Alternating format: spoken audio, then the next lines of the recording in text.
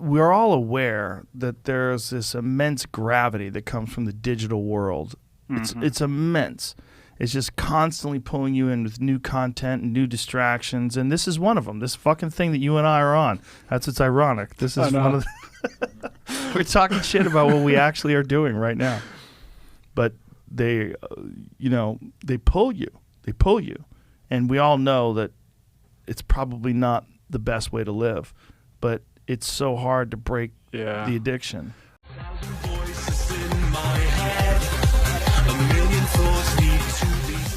Programming has been interrupted due to an existing emergency. Follow the instructions on your screen and prepare to take emergency action. I repeat, you must evacuate the city at once.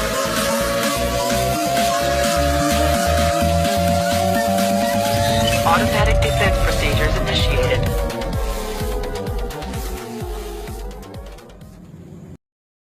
Well, hello, everybody. Today is March 5th. 2023. Currently stitching this video together from bits and bobs because I haven't had a whole lot of time recently to do a video, but as the intro suggests, today we're going to be talking about something that I find to be very important, and that is a little bit of a disconnect from reality that I've noticed with a lot of my friends, family, and generally a lot of people. You're addicted to your computer, you're addicted to your tablet, you're addicted to your cell phone. And mind you, my regular everyday job, I fix cell phones. So I see the broken phone, the constant usage, the people that can't survive 15 minutes. Oh my God, it's going to take you an hour to fix my screen. Those type of people, I see them on an everyday basis.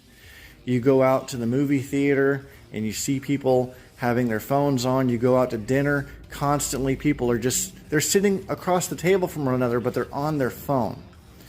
How many times have you been cut off in traffic or had to honk the horn at somebody while you're driving because somebody's on their phone? They can't keep off of their phone for 5 minutes. But sometimes we need to be reminded that you need to disconnect.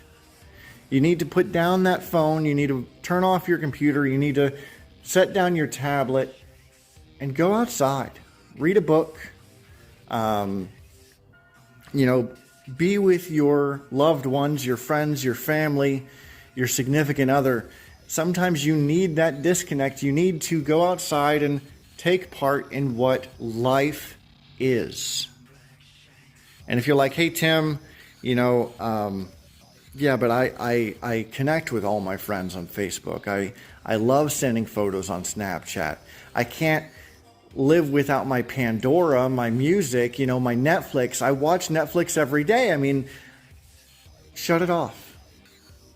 I'm not telling you turn it off indefinitely. I'm not telling you to, destroy your phone. Hell, I'm a technology guy. I'm a geek. I'm on my computer and my phone every single day. I'm not telling you to do any of that. I'm just reminding you, just a reminder, a friendly neighborhood reminder that you might need to take a break from time to time. You don't have to do a social detox. You don't have to lock your phone in one of those crazy, phone locker bullshit things.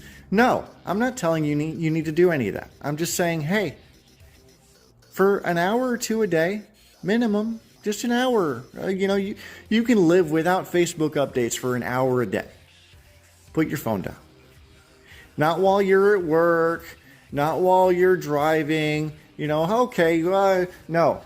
Set down your phone while you're at home, while you have the day off, and enjoy the silence just for a minute, just for a little bit. Go read a book if you want to. Read a book. When was the last time you picked up a book and you read a physical hardcover book? I'm not talking about a Kindle. I'm not talking about a audio book. I'm talking you with your eyes reading text on a book, on a piece of paper. When was the last time you did that? If you're like me, it's been a long fucking time. I'll be honest, I am no different to this either. I am not going to tell you to do it, not do it myself, because I need to. I need a little bit of a disconnect. And so this is a reminder not only to you, but to me as well. Take a little bit of the time out of your day. And if you're not sure why I'm telling you this, well, I've done a little bit of research for you.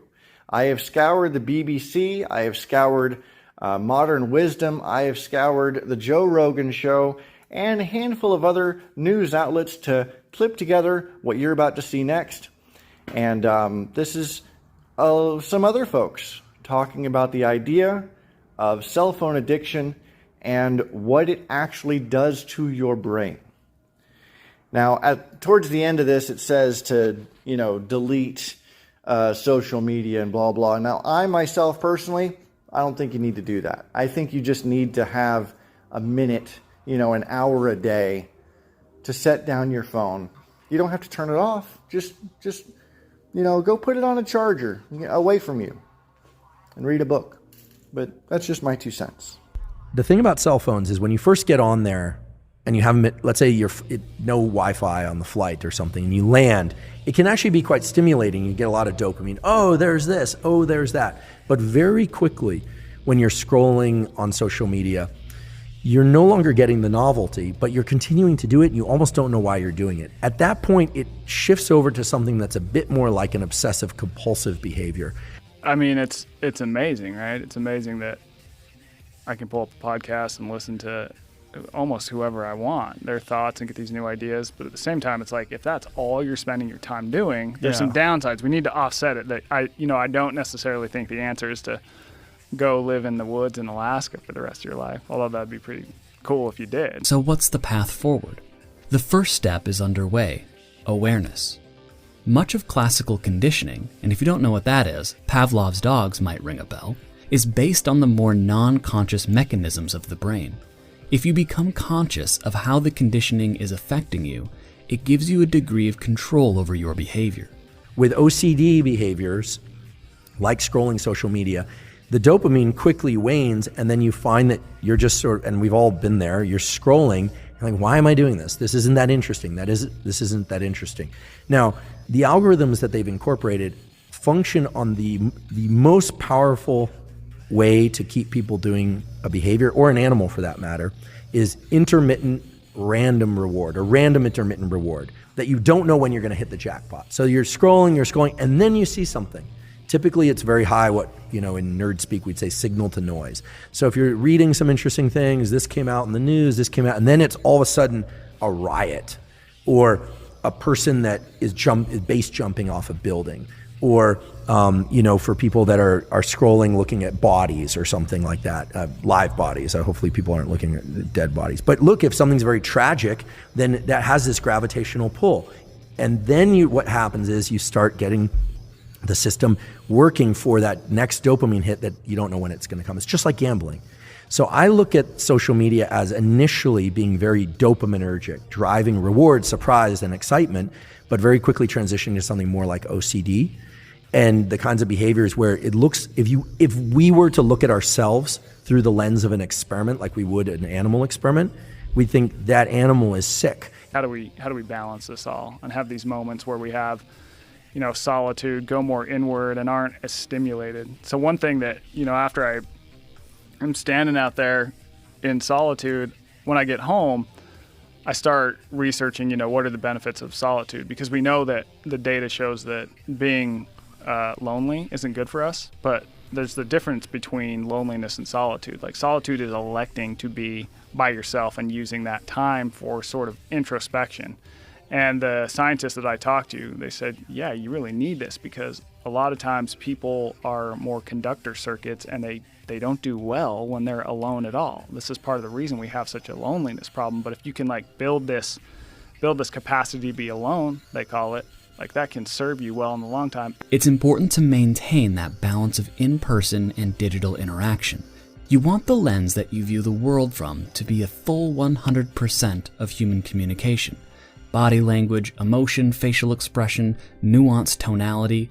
It's what we were designed to do, and we can't let that practice atrophy, because that's what creates our sense of identity and community that gives us a healthy view of others in the world. If we can maintain that balance, we can begin to have a healthier relationship with our online presence and retain control over the influence these platforms and technologies have on us. Take some small steps today. Maybe start by uninstalling some social media platforms from your phone. Then you have to physically go log into your computer to use it, removing some of the convenience. If you're tied to your phone for work, once the day is done, find some time to spend with your family and friends, and turn your phone completely off for it. Be fully present with the people that you're with, and you just might notice that the world isn't quite as crazy as it seems. If you saw an animal digging in the corner, looking for a bone, the dog is looking, you'd think, that's really sad. That's us. So I know, short video for today. Had that topic on my mind for a few months now, just didn't quite know how to get it out. And little by little, I've been slowly doing a little bit of research, as you saw there. But let me know what you thought. I'm not going to tell you to like, comment, subscribe, none of that bullshit. All I want is your 2 cents. Take a second, leave a comment, or take a second and turn off your goddamn phone and read a book. I know I'm going to do that a little later today. But yeah, let me know what you think. Do you want me to do more videos like this? Would you rather see me talking? Would you rather me do a little bit more informative stuff? I'm just outrightly curious, because it's been a long time since I've done a rant video, and I'm slowly amassing the things to be able to do those again. I've got a new phone mount in my car. I've got plenty of time, plenty of space, plenty of energy. I just don't quite know what you'd like to know. Would you like to know about the newest computers? Would you like to know about how 4 and 5G technologies really work? Would you like to know about tech stuff in general, or just a general update in the life of Tim? I don't know. If nobody's really interested, then I don't know. I might just do one for the fuck of doing one. But I'm just curious. What do you want to see? Let me know. And as far as the editing software, right now I'm using Power Director.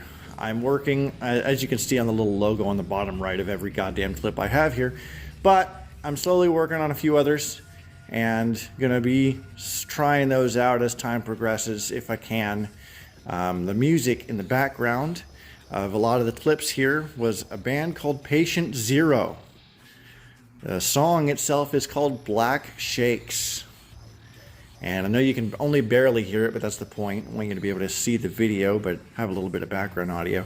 But Black Shakes is actually a term that is used to describe someone who is having technology withdrawal. And you get those black shakes because your hand's shaking. You get that phantom vibration in your pocket because your phone's not actually in your pocket, but it's shaking. You can feel it.